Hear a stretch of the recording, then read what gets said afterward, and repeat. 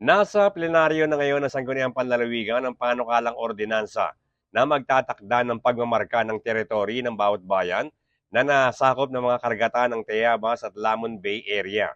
Ayon kay Vice Governor Third Alcala, isa ito sa problema at reklamo ng mga mangingisda. Kaya agad nila itong binigyang solusyon sa Sangguniang Panlalawigan. Dahil gusto kong ibalita sa inyo, ngayon pong linggong ito, ginagawa na po natin yung isang ordinansang panglalawigan, isa sa maraming problema ng mga bayan-bayan. Yung pong pagmamarka ng territory ng bawat bayan. Di ba, problema nyo dito, minsan napasok yung mangingisda ng Mulanay. Tama?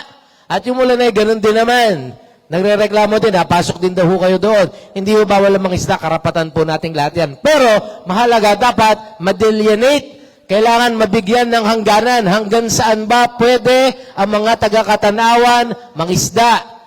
Kailangan merong mga boundary. Kailangan merong marking ng territory. Huwag lang kayong pupunta sa West Philippine Sea.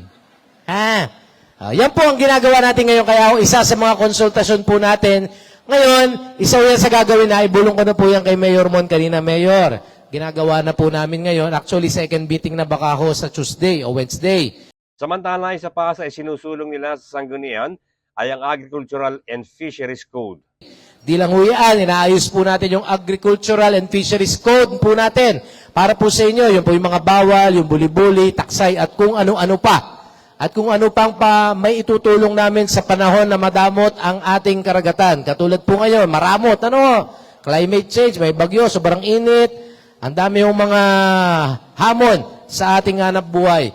Bert Abrigo nag-uulat para sa DZDG 96.7 Destiny Radio at your service.